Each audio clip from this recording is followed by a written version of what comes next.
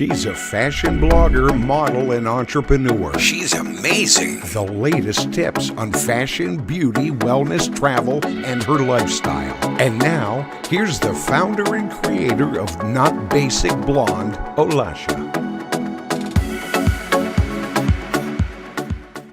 Hi, Eddie. I'm so honored to have you on my podcast. How are you today? Fantastic. Thank you. Thank you so much for joining us today. And you having such an incredible background and being a leader in your industry. We would love to know, how did you start and what inspired you to start? Sure. Yeah, I got to start at a young age because I had parents that were entrepreneurs, and so I watched my mom and my mother and my father really work through building their own businesses and things like that. So that entrepreneurial spirit started young. And then I went into corporate America to start off with and started kind of building my career there, and really just was dissatisfied with not having freedom in my own life and the ability to create. And so I ended up starting my own business and started an advertising agency in my 20s. And really that was kind of my first foray into business and creating a business. And thankfully, that went very well, and I ended up exiting that business when I was 26 years old, and that kind of was the catalyst to all the businesses that I've had over the years now. You had so much success selling companies, executing companies, starting companies. Tell us more. Sure, yeah. So, over the last, let's say, 15 years, I've started and I've purchased over 100 companies. I now have sold over 100 companies. I have exited, 100 plus. In 1 year, though, in 2019, my biggest year ever, I had 86 companies that I was running concurrently that I owned and operated. And then I sold 76 of those in 1 year for a little over $1 billion. And, that was just kind of the culmination of all of it. And then took a brief hiatus for a little while during COVID, and really got hyper focused on my nonprofit and all the things that I do around the world. And then just about 2.5 years ago, started another private equity firm that's called Collective Influence. And in that private equity firm, we have about 27 companies. One of the big companies that a lot of people know is the Aspire Tour. We have the nation's largest business tour going around the country right now. And we've done a lot of other, cool products. Like we've purchased some tax firms and created a new tax company. We've done some insurance. We've done a bunch of companies like that. And so it's been great. That's very impressive. And also, I've attended Aspire conferences, and those are incredible because very selective, very successful people you get to meet there. Besides, of course, the speakers are the best of the best, and you learn so much from everyone. And also, as far as attendees, I got a chance to meet so many incredible people, and I usually attend so many conferences all the time. And the quality of people I met and level of success at the Spire conferences is the best. How did you start it, and what inspired you to start this? Sure. Yeah, my business partner, Andrew Cordell, and I, we started it about 2.5 years ago. It's what had happened was I had kind of semi-retired and really was focused on building my nonprofits. And, my nonprofit is called Impact Others. And we have orphanages and feeding centers all around the world now. We're in over 100 countries now. We dig clean water projects, and we have sustainable businesses we're building. And I really was focused there. And Andrew came to my office in Atlanta. I was living in Atlanta at the time, and Andrew came to my office and he said, "I've got this idea." He said, "I want you to start some things with me." And Andrew and I, we were friends, and we did real estate together over the years, but never really, owned businesses together. And he was semi-retired. I was fairly retired and just focusing on my nonprofit after selling all the companies. And he said, "What if we started this movement called the Aspire?" He had kind of named it the Aspire Tour. He was talking about the small businesses. He said, "What if we just all of our celebrity friends and people that we know and get them to come out?" And he said, "Let's just try to inspire groups of business owners."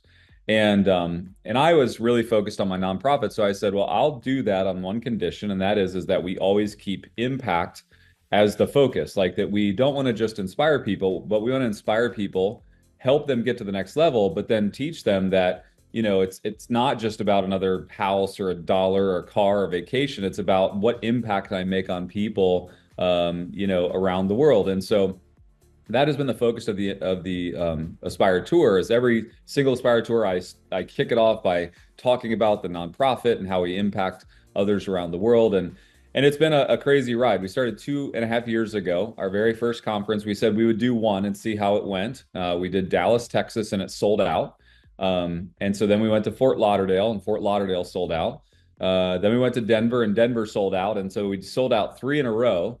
And then we decided that we really felt like we were on to something. So then we planned out the entire year, did one a month. And we just finished Denver this past week. That was our 26th straight show. So 26 in a row. Every month we, put 3,000 to 5,000 people in, an auditorium or an arena. And we bring out some amazing celebrities like David Goggins and Kevin O'Leary and Kendra Scott and all the Sharks, Barbara Corcoran, all of them come out, and lots of pro athletes come out and speak. And it's a really fun time. We're scheduled through the rest of this year already. And so we'll go all the way through December, and then we'll kind of decide, do we want to do 12 more next year? Do we want to go back down to 4 or 5? So we're not sure. And then we have a lot of people asking us to take it internationally. And so we're contemplating, doing an international show or two next year as well. Yeah, that's definitely amazing concept and the best speakers. I've learned a lot and I just really enjoy the whole concept, and the amount of information you receive is just the best. I'm glad you guys created it. Appreciate that. And also, you've been talking about your nonprofit. So tell us more. How did you start it, and where is it, and what purpose? I mean, Sure. what actually you're doing with it? Yeah. So my nonprofit is called Impact Others. For me, I really was at a place of just emptiness and not really feeling like I was fulfilled in my life. I had built a bunch of big companies, and, I had everything that everyone believes is going to make you happy, and, all this success, but I really wasn't happy. I wasn't fulfilled. And so I started doing a lot of humanitarian things. I started off with helping an orphanage in Honduras, and then that just expanded to additional orphanages and feeding centers. And today we're in over 100 countries. I think it's 108. We primarily work with orphanages and feeding centers. So we have about 26 orphanages and many, many more feeding centers, where not only do we provide housing or food, but we'll also provide a lot of education and mentorship for these children. And then beyond that, then we also do a lot of clean water projects. So a lot of the places that we go, that's one big issue, is that they don't have access to clean water. So we have been digging wells every single month in Africa and India and Pakistan and various countries in Africa, and really trying to bring clean water to villages that really struggle with these issues. And so we've been doing that every single month. And I think we did almost 30 wells last year in 2024. And this year we're hoping to eclipse that. And then the last thing we do is we build sustainable businesses. So I love business. I love to create business. And so with these communities we're building, so like, for instance, in Guadalajara, Mexico, we have an orphanage, we have a feeding center. We've also built a small college, like a trade school, to teach basic trades, because once these kids get out of the orphanage, we don't want them to just, go to a place without success. And so we have a small college there where they can learn construction, or they can learn sewing, or they can learn various trades that would help them support themselves in life. And then we build a couple of sustainable businesses there. So we actually have a sewing center that actually sews and creates Mexican cultural dresses. So each area of Mexico has a very specific dress that the women will wear. And we actually have an entire sewing center, and we make them. They're super high quality. We sell them on e-commerce stores, and then we also sell them all over Mexico. And then we have a construction company there. We're building houses and different buildings. We have a little small coffee trailer that we built, and a lot of the college students will go out and work that. And then when we built the sewing center, one of the things that came to us was, are you familiar with like female hair extensions? So like we actually, the way that hair extensions are created is essentially they're sewn. And so they take hair and they sew them into the extension. So now we actually have two parts of the sewing center where we actually do the dresses and then we actually create hair extensions. And so it's pretty wild. And anyways, it's growing. But so now these kids can come through and they can find employment and they can learn a trade. And so we do that all around the world. So we built buffalo farms in India and woodworking plants in Laos and taxi companies in Ghana, West Africa, and sewing centers in Nigeria, and just all these different businesses to try to help. And then what happens is when those businesses create wealth or revenue, profit, it's actually dumped right back into that community. So it helps support the orphanages and the feeding centers and all that good stuff. So it becomes this very unique ecosystem that we build all around the world. So that's one of our big passion projects, and we do that all the time. Wow, you guys are miracle workers. You just do it all. It's incredible that you, besides helping the community, you're also helping them to build the careers and all of it around. It's just incredible. Wow. And as far as business side, to be an entrepreneur and to actually launch and start a huge company, what helped you the most and how did you do it? Sure.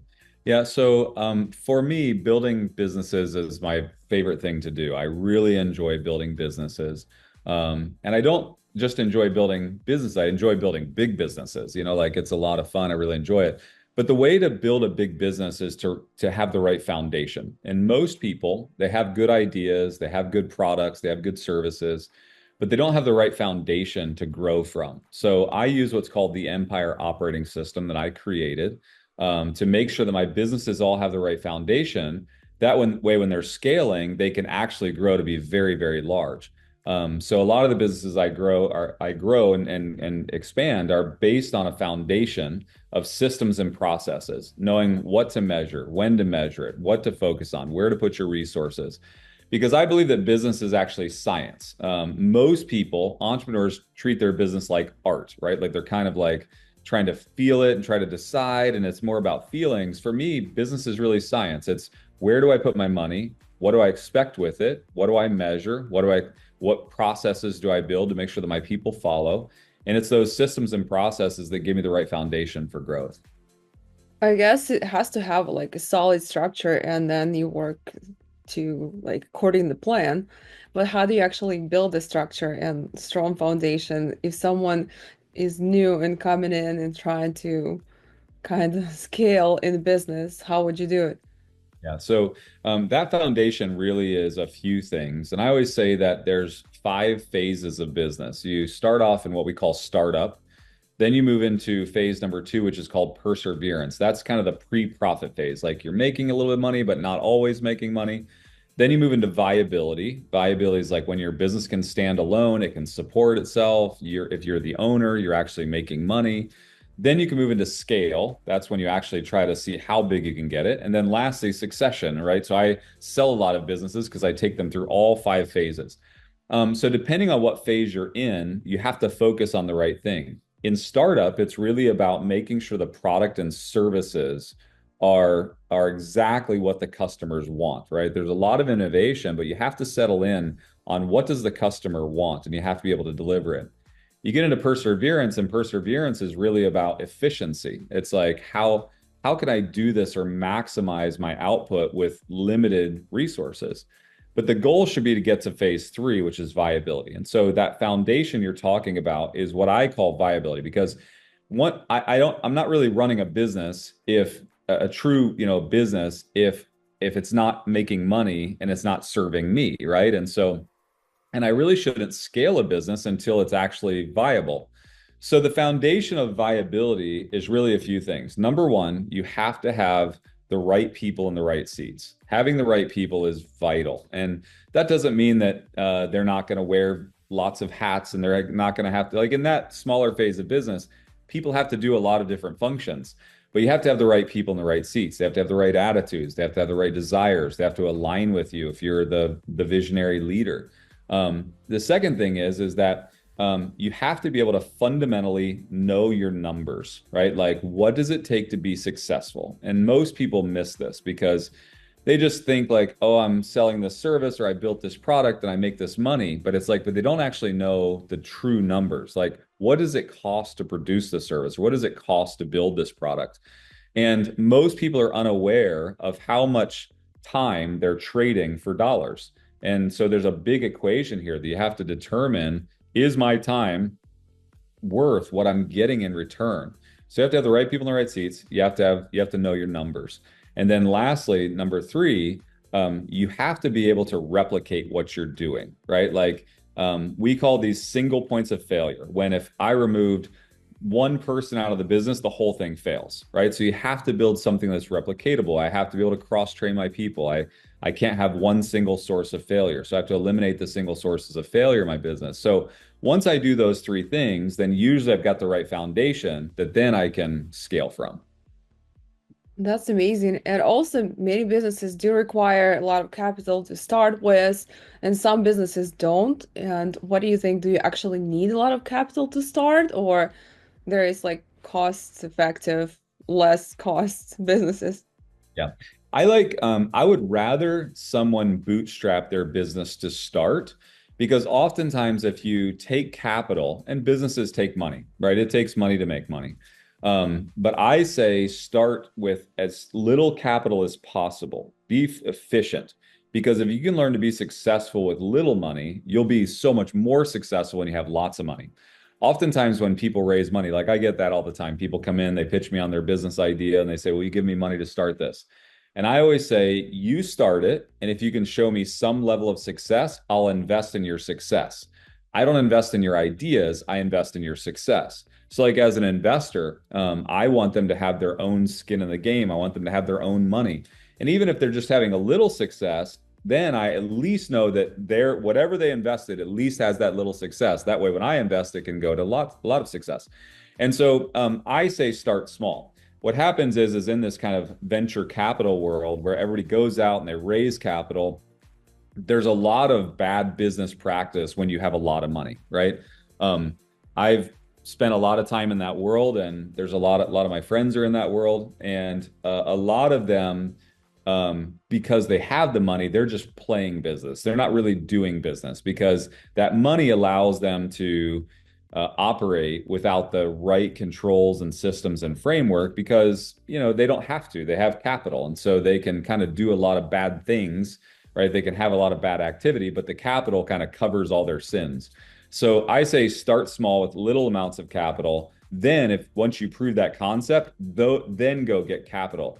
It's way easier to get capital if you have a little bit of success, right? Like it's hard to get capital if you just have an idea.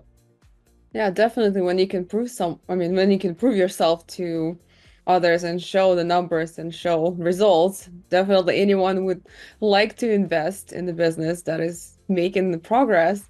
But what if some businesses don't make progress and they are still seeking funding? What do you do in this case?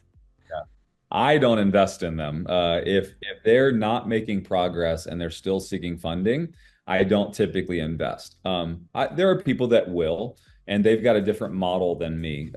I like to invest in companies that need growth capital, where they've already got some level of success and they just need money to get to the next level. Like a lot of the companies that I've bought or invested in, they ran out of money, but they've already got a contract to put products on the shelves of Kroger, Publix, or Whole Foods, and so that money helps them grow or scale or put their product out there. So I'm not a big fan of putting good money after bad money. Like I don't like when things are failing. Now, I will tell you the caveat to that is I've made a lot of strategic acquisitions at that point where they've spent a lot of money, they have a good product or service or technology, they're not making money, and they go to raise money and they'll try to raise money while they're like in kind of descent, like it's not going well. Oftentimes that's when I try to buy. I'll say, hey, you know what? It's a good product, it's a good service, it's good technology. And instead of you raising capital, what if we make a strategic acquisition? Because then I can actually control it, then I can change all the bad behavior. Yeah, that's a great point. What were the biggest challenges in your career and how did you overcome them? Yeah, the biggest challenges in my career, I've had many of them. In The biggest one, though, was when there was an acquisition. My first sale, the first company I sold, it wasn't an intentional sale. It was I needed capital because I had some contracts to grow. And the guys that were trying to give me capital, well, I didn't know what their intentions were. And they basically sabotaged my business, ended up purchasing my business off of me. And it was just kind of a mess. I was 24, but I still exited. I still made quite a bit of money off the exit. And 24 and then 25 and 26. And then I got paid out at 26. But it's like for me, that was either going to be a time where that began to define me, or it began to teach me and train me. And so one thing that I was taught a lot in my life, my mother taught me oftentimes just like find gratitude in the lowest moments. Like if you can find gratitude when the worst thing happens to you, when think about it this way, like every time something really, really bad happens to you, instead of focusing on how bad it is, if you could actually find gratitude for maybe the lesson you're learning, it becomes this massive catalyst for success. So as I was going through that moment, I began to think through, what could I be grateful for? Because I was being taken advantage of. I felt like I was leaving about $30 million on the table. And I started thinking like, what could I be grateful for? And what I realized was I was still getting money. I still was getting paid, even though I was leaving a lot of money on the table. I still had some capital. And I started thinking about like, well, I don't have to do that job anymore. I get my time back. And they were giving me what's called 7 times EBITDA. So they were giving me a 7 times multiple. So I started thinking, well, if I did the same exact job for the next 7 years, that's essentially what they're paying me. So I'm getting really 7 years of my life back. And so then I started getting more grateful. I started thinking like, well, if I could live today, what I want to do in 7 years, what would I do? And I began to kind of like go down this path of gratitude. And it got me to a very positive place so that when I actually went through that issue, I was actually looking across the table with these guys that were these kind of corporate raiders and really intended to do harm and take my business from me. And I made them a promise that day. I said, number one, I said, I'm going to learn this game as much as you know it. I'm going to understand this. And I said, I'm going to learn it. And I said, obviously, I've been outmatched. I've been outplayed. Like I didn't know what was going on. I've been taken advantage of, but I'm going to learn this game. I was like, and number two, I'm going to sit on your side of the table one day, and I'm not going to take advantage of people. I'm going to create win-win solutions. When I buy people's companies, they're going to be happy that I bought them. When I partner with somebody, they're going to be happy that I partnered with them. And it was that gratitude that got me to that mental place where I then made kind of those commitments. And so, now Forbes calls me the king of exits because I've sold so many companies. And it really was because of that bad place. It was a bad situation. I was being taken advantage of. I felt like I was leaving all this money on the table, but I found a place of gratitude. And then in that gratitude, I learned a lesson. And then that lesson became a commitment. And then it became a drive, right? And so now, I know as much as anybody about buying and selling companies because I went through the worst possible situation. So I think we all go through issues in life. We all go through problems, and it either becomes your ceiling. It becomes the definition of who you are. Think about it, like the people that go through the worst days of their life, it's like, well, that person is that, they had this bad thing happen to them. And you can let your bad days define you, or you can let your bad days become a catalyst to create you. And for me, that's the life lesson that I've learned in going through difficult days and situations in business. Wow, I love that. And definitely when we go through those times, it feels like the end of the world. But later on, we understand why we went through those times. Sure, for sure. And as far as businesses, what are the most profitable businesses to start or to invest in 2025? Sure. Today, the environment's changing. The economy's changing. We've got AI that's just coming in every single facet of life. We have tariffs in the country, and people are worried about like I have a coffee company. I'm worried about my rising cost of bringing coffee in from all these different countries. And so what's most profitable today is always something tied to technology. When you don't have to trade a human's time for money, there's always more money to be made. So like, for instance, I own a tax strategy company, right? A tax firm that takes humans, and that's a tough business to make really profitable. I might be able to make it 20 or 30%, the margin is maybe 20 to 30%. But it's like, but if I can add AI to that, or I can add technology to that, I might be able to get to 30 or 40%.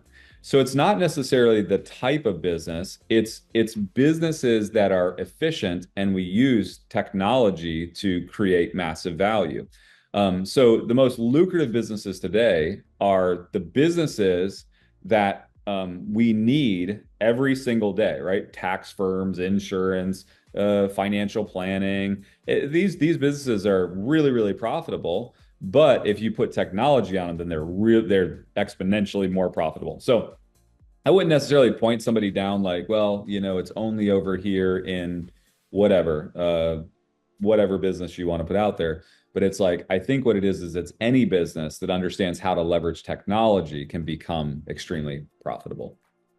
Yeah, I totally agree with you. And also, so many people are afraid of AI that it will replace human labor or human positions. But I think it also just increases and helps businesses because it automates many systems.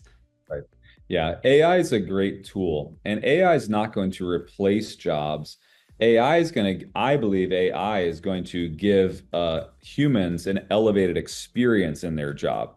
AI does the functions that most people don't actually want to do. Like AI will take the tedious parts of work and labor and do it for you and automate it for you. And so I think that it'll just reposition work as we know it, but I don't think that's a bad thing. Like I think it's actually a great thing.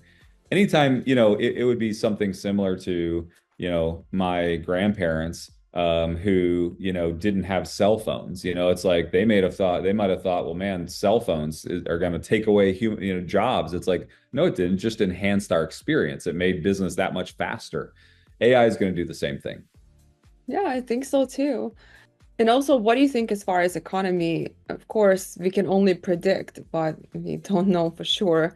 What do you think? What are your predictions? As a business owner and someone who is constantly investing, the one thing that I have to know is the economy. Oftentimes people think the games that I'm playing or the types of businesses I'm buying, or when do I buy real estate, or when do I buy stocks, or when do I buy crypto. That's not the game I'm playing. The game I'm playing is almost like the board is the economy. I have to know the board. I have to know the rules.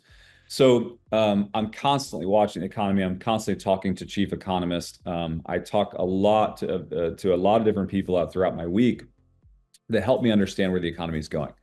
I think that we're in for a brief period of, I think, a period of pain.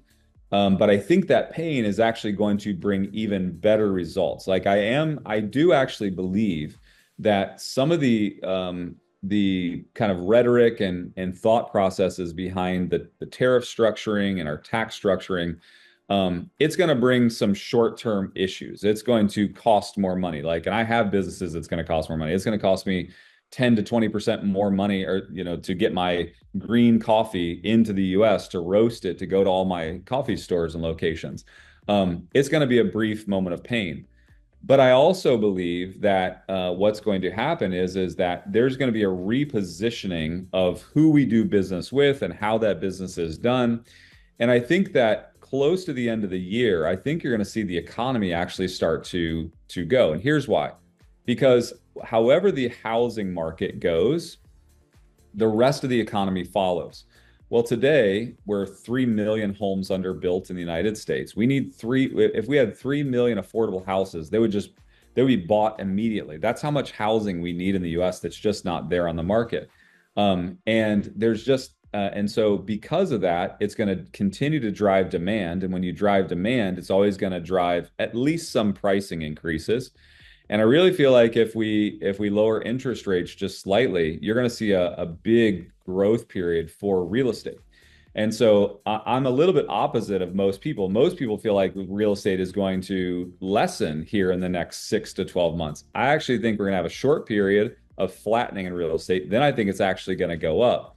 And then when housing goes up, then the consumer's mindset goes up. And I think by Christmas Q4 this year, I think consumer sentiment will be very positive because they're going to feel like their houses are gaining more value, they're finding more opportunities. And so I'm optimistic. I think that we've got a short dip or a short flattening for a little while, and I'm really optimistic past that point. That's great to know. What do you think are the most current trends that are shaping your field right now? Yeah, my field, I'm a little all over the place because I have everything from the big massive events to financial service-based companies like tax strategy and insurance. But I think that I really do believe that AI and the way that we are processing data is shaping everything. You know, I have a podcast just like you have a podcast, and my podcast team throws every podcast episode into an AI version of me. And then they ask it, what's the next topic we should talk about in AI? And it tells us and we dump in our YouTube data and we dump in all this information. And so it's like, you know, there's so much of what's shaping. You said what shapes it, and what's shaping it is AI. Like it's helping us understand what my consumer wants. It's helping me understand what my podcast listener wants. It helps me understand what my social audience wants. You know, like my social audience has been growing a lot lately. And a lot of that's tied to we understand that audience based on AI. So then we're delivering, you know, it used to be we would think about it this way, like you've been on social for a while. And so, you know, you would sit there and you'd post something. And then you'd watch and you'd say, okay, this one got this many like engagement, comments, likes, whatever. And then you're like, okay, that one did good. So let me do more of that. Right. And so then you just, you know, you kind of like do that. Today, you can actually drop all of that into an AI tool and it will tell you when it's performing, what to put out there, when to put it out there, so that you never have to guess anymore. And so, you know, my social team, they come to me and they say, we need these 5 videos this week. We need them on these topics, and we are going to release them at this time. And all of a sudden, my social just continues to grow. But think about that. AI shaped all of that. If not, it would have been me trying to figure that out. But it's also my customers. You know, it's shaping who I'm targeting. AI is helping us target Aspire attendees even more, specifically to who likes what you know, speaker. So like the person who's going to come here, David Goggins, versus the person that's going to come here, Gary Vee, is a very different audience. But AI helps me shape and target them from a marketing perspective to make sure that I'm speaking to the David Goggins audience differently than I'm speaking to the Gary Vee audience. And so AI is just it's a tool, and I feel like we're just on the cutting edge of it. And every day I feel like I discover something new that I can use it for.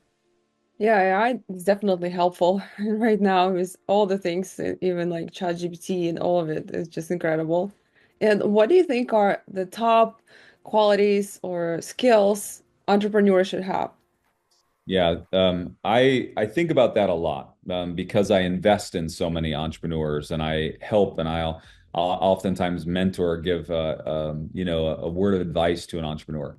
And I think that resilience is the most important trait that they have to have. If you're not resilient, if you don't have the ability to take no and turn it into a yes, if you don't have the ability to fail and get back up again, then entrepreneurship is not for you. You know, like corporate office might be great for you. You know, like working for a big company might be great for you because you don't necessarily have to be resilient.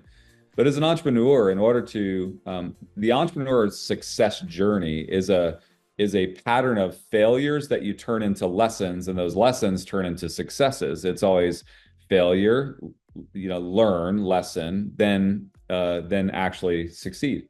And so because of that, if you don't have resilience, if you don't have grit, if you don't have determination, it's like it's really going to be a very difficult road to you.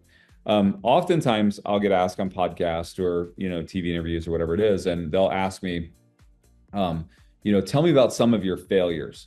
And I have to think hard about my failures because when I fail, it's like you frame it like, well, that wasn't failure, just it's something I learned and then I changed. And, you know, life and business is about iterations. It's not about I failed and I stopped. It's about okay, it didn't go properly, so now I'm going to adjust and change. I'm going to adjust and change and adjust and change. And that, like, it's that adjustments and it's the changes that get you to the success you want. And so I think resilience is really the key, because if you're resilient enough, every failure you have can potentially turn into a success. Yeah, I think resilience is number one. And entrepreneurship journey is always tough. It's like you get knocked down and then you get back up and then you start over with all the new lessons you learn and then you keep going. And then you're thinking like 100 times to quit, but you're not because quitting is not an option. Got it. That's right. Yeah. And as far as being in entrepreneurship and being huge, like as far as oh, hold on, let me start over. Um, what helps you the most to create work-life balance because you're doing so many things and just incredible success you have. It's just so hard to, you know. It's balance. Balance is an interesting concept, because for me, work is life and I love work. So because I love work, I think some people would look at me and say my life is imbalanced because I spend so much time doing these things. But I don't feel like it's imbalanced because I really am chasing the things that I'm passionate about and I'm creating. And so I think that work-life balance is oftentimes, something that's not real. It's like I think it's things people are chasing. Now, should we give ourselves some downtime? Should we spend time with the ones we love? Should we create connections and friendships and relationships? Yes, absolutely. And I think that that's what I'm really gauging more than anything is like, is my activity in chasing and pursuing my dreams and aspirations and goals preventing me from connecting with the people that I want to connect with and that I love? And I feel like that's the balance I'm looking for. Because, for me, I'm in a phase of life when entrepreneurs have success, you need to ride momentum. If things are happening in a positive way, you don't want to restrict them or stop them. And today I'm in a very positive place where things are just growing. And so, this week I was all over the country. I was in Denver speaking, and then I was back here, and I'm all over the country, and then I'm doing podcasts, and I'm working, and I'm growing, and it's like I'm bouncing all over. And I think some people look at that and they think, well, that's crazy. Like, why would you spend so much time? And it's just because it's a time of momentum.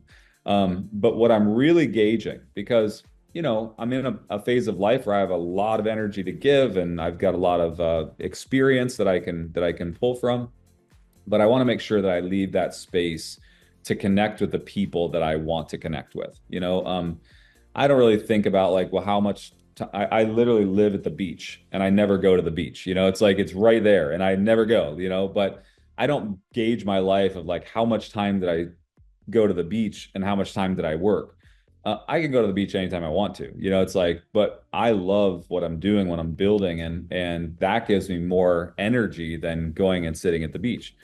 But am I leaving enough space to connect and create a relationship with those that are around me that I want to spend time with, that I love? That's a great point. I like it. And what do you think is, what's the best advice you can give to aspiring entrepreneurs? Yeah. Number one advice. The best advice I could give is that proximity is always the greatest teacher. I think oftentimes people are looking for the next course or the next book or the next conference or the next whatever it is. And I think that getting close to the person you want to become is the most important thing. The reason that we do the Aspire Tour is I actually want to put the people that people want to aspire to be right in front of them. And they get to spend time with them. They get to see them. They get to hear from them. They're not just a person on a television that they think about. They're now a person that's in close proximity, and they can watch how they move and they think and interact with people. We just had Kevin O'Leary from Shark Tank, Mr. Wonderful, on the stage in Denver. And I introduced him to someone that is a big fan. And Kevin and I have known each other for quite a while now, and he's spoken for us a lot. And I've always known that Kevin is actually very personable. He's a really kind guy. He loves to talk. He's innovative. But if you watch him on Shark Tank, he seems like this kind of grumpy, like rough guy. He's Mr. Wonderful. He's got this whole persona. And I don't think of him that way because I know him, But then this person that I introduced him to, he told me today, he was like, wow, he's really nice. And I said, yeah, he is really nice. And he was like, he's really kind. And I said, yeah, he's very kind. He's like, I couldn't believe he actually talked to me. And I was like, yeah, he's very personable. But it's like, I think sometimes we see the personas of social media or television or whatever it is, and we don't get the proximity to the people, and so for me, it's like, I think proximity to what you want to be, closeness, be in connection with it. Find somebody that's close to you or local to you that you want to be.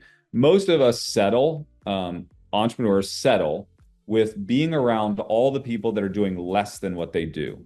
And that's the worst decision possible. You have to put yourself into rooms with people that are doing more, that inspire you, that push you, that make you feel sometimes insignificant because you think, well, man, I'm doing so little and they're doing so much. All of those things drive activity. And so I would just say, number one rule, find proximity to the people you want to become. And that can be anywhere. That could be conferences. That could be mentorship. That could be just going to whatever place that these successful people are. That's funny. I love Mr. Wonderful, and I watch all the Shark Tank episodes and seasons. And Matt Higgins was on my podcast previously, and I did think about Mr. Wonderful that he's kind of like a little bit kind of like rough sometimes with some people, the way he can answer it. But when I start following him on social media and like see how he interacts with people and the way he talks, like I definitely changed my mind because he's nice, but he just like comes across sometimes on Shark Tank like that. Yeah. And as far as like being around people in proximity, that's the best advice, I think, because sometimes we share our dreams with people, but these people can't even imagine this in their heads. So it definitely seems huge for them and crazy. But when you share it with like-minded people at the conferences or masterminds, those people actually know and understand you so well that actually inspire you. So true. Yeah. And where can our listeners find you, your social handles, where they can donate to your nonprofit? Sure. Yeah, one thing that I consistently do is I answer my DMs. So if they want to connect with me, they can hit me up on, Instagram, LinkedIn, whatever. And it's all Eddie Wilson Official. Eddie Wilson Official is my handle. You can find me anywhere there. And then also, if you're interested in seeing what we do around the world, it's impactothers.com, or you can go to any social channel like Instagram and look at Impact Others. And one thing that I'd love to offer is that I have a passion to help others find purpose in their life. And so this coming year, I take a lot of business owners to see these places around the world.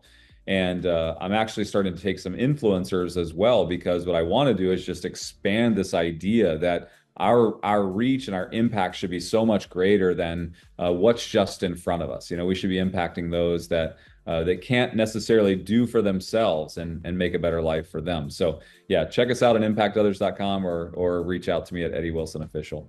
That's incredible. Thank you so much, Eddie, for being my guest. Thank you so much for sharing so much. Thank you so much for sharing your wisdom. Thank you. Appreciate it. I enjoy being on the show. Thank you. I